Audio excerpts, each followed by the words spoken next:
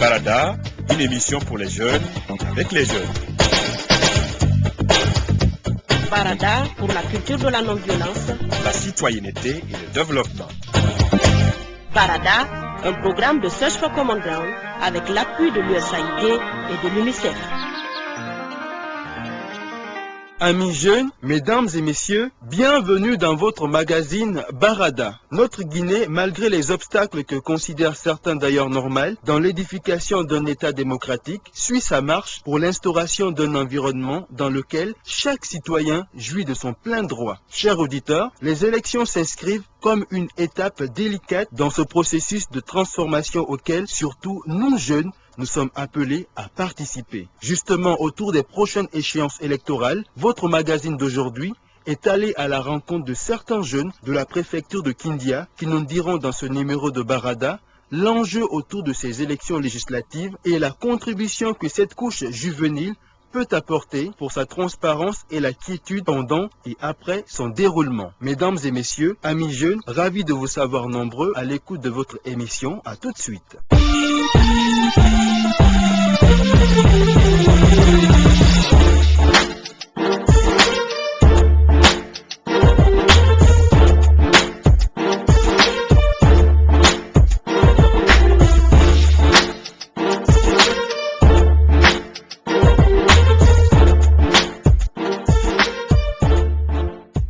L'espoir des jeunes autour des prochaines élections semble immense. L'emploi, la bonne formation, la justice, la sécurité sont entre autres enjeux que certains jeunes de Kindia eux aussi expriment à travers ce micro-trottoir réalisé par Aboubakar Ouaye Touré. Mohamed Mansare, Kindia. Bon, quand moi j'entends parler d'élections législatives, d'abord l'idée qui me vient en tête, c'est une sortie de crise. Une sortie de crise de qui? Du Guinéen qui a tant souffert depuis une cinquantaine d'années. C'est Touré Oumar, étudiant en médecine. Bon, moi, quand on parle d'élections législatives, c'est que parce qu'en Guinée, on s'est dit que tout ce régime a ça. Tout le bonheur qu'on veut ne tient qu'à ces élections. Donc pratiquement, on s'est dit que si on veut voir le bout du tunnel, il faut que ces élections-là se tiennent dans des bonnes conditions. Donc si ces élections se tiennent, on s'est dit que peut-être nous, surtout nous les jeunes, qu'on trouvera vraiment le bout du tunnel et qu'on pense que la Guinée va s'ouvrir au monde. Donc si ces élections-là se tiennent, on s'est dit que le pays-là va avoir du lendemain meilleur.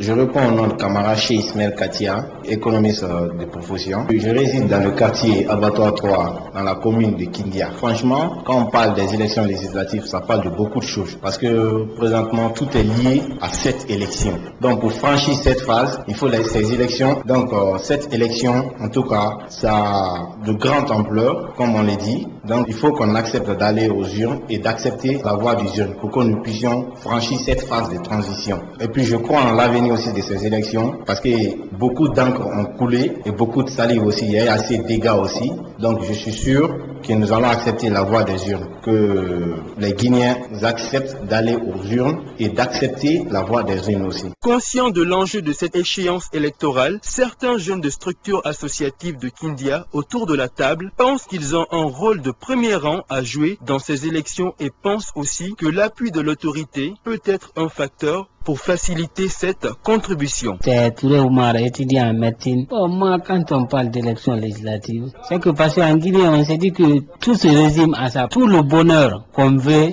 ne tient qu'à ces élections. Donc pratiquement, on s'est dit que si on veut voir le bout du tunnel, il faut que ces élections-là se tiennent dans des bonnes conditions. Donc si ces élections se tiennent, on s'est dit que peut-être nous, surtout nous les jeunes, qu'on trouvera vraiment le bout du tunnel et qu'on pense que la Guinée va s'ouvrir au monde. Donc si ces élections-là se tiennent, on s'est dit que le pays-là va avoir du lendemain meilleur. Appelé à promouvoir et à coordonner l'action des jeunes de la localité, surtout au cours de ce processus électoral, le Centre d'écoute, de conseil et d'orientation des jeunes, ces causes, ne manquent pas d'initiatives comme l'exprime ici le chargé des matériels de la structure qui en plus évoque certaines préoccupations des jeunes de Kindia quant à la bonne tenue du prochain scrutin. Nous, les agents du CECOJ, on prévoit mettre en place vraiment des activités qui puissent amener les jeunes non seulement à dévier ce ton des politiciens, mais à revenir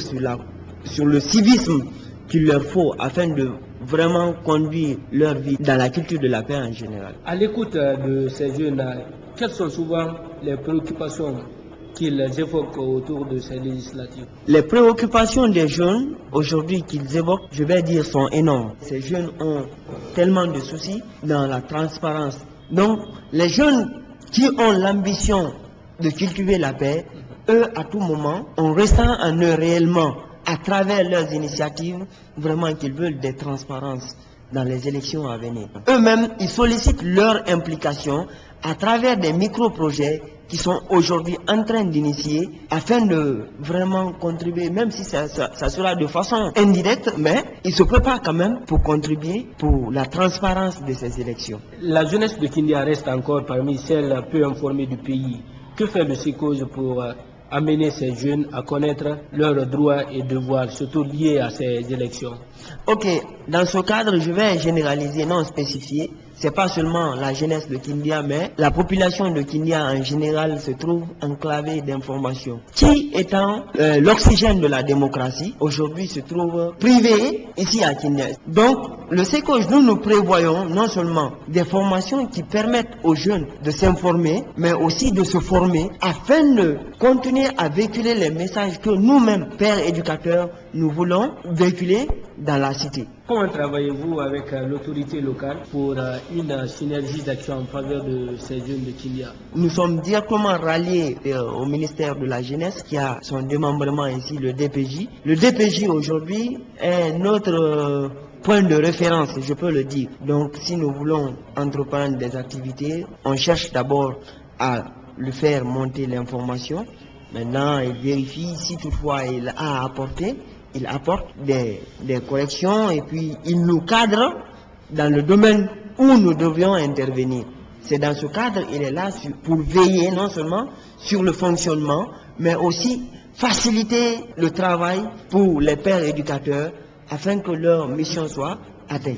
En même temps, tenant aussi compte des autres autorités, par exemple le préfet, monsieur le maire, il nous assiste aussi moralement et puis techniquement il nous assiste des fois. Quel message avez-vous à l'endroit des acteurs politiques pour préserver les jeunes de Kindia des violences qui émaillent souvent le processus électoral dans notre pays?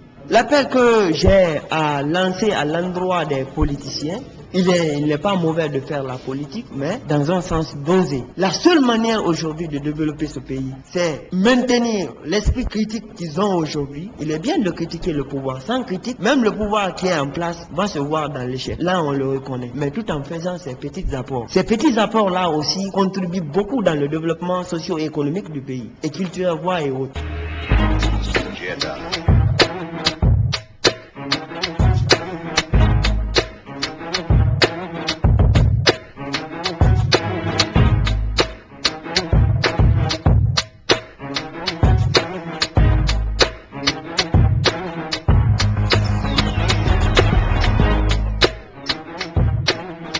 Amis jeunes, les élections législatives, une affaire de tous, comme constaté, chers auditeurs, avec les jeunes de la préfecture de Kindia. Les jeunes qui aussi placent un espoir immense en ces prochaines élections, synonyme pour eux de sortie de crise et auxquelles ils entendent contribuer pleinement pour qu'enfin notre cher pays, la Guinée, soit doté des institutions représentatives du peuple. Chers amis jeunes, mesdames et messieurs, avant qu'on ne se quitte, retenez que le destin de la Guinée est entre nos mains et notre pays a besoin de tous ses fils et filles pour réussir ces élections. Jeunes de Guinée, rappelle-toi que tu es le présent et l'avenir de ce pays. Alors, occupe ta place. Prochain rendez-vous à la même heure et sur la même fréquence. D'ici là, gardez le sourire. Vous voulez réagir à cette émission? Écrivez-nous à l'adresse email guinea@sfcg.org ou envoyez-nous un SMS au 622 31 39 81 ou tout simplement appelez-nous au 622 05 05 33.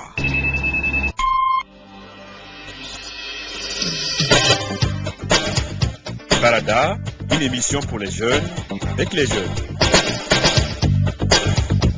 Barada pour la culture de la non-violence, La citoyenneté et le développement.